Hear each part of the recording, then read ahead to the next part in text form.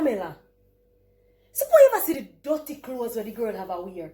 Me say she froze, so till me not understand she dirty and think. Wait, Pamela na your sister. And so, even if she's my sister, if you froze, you just froze it. Wait.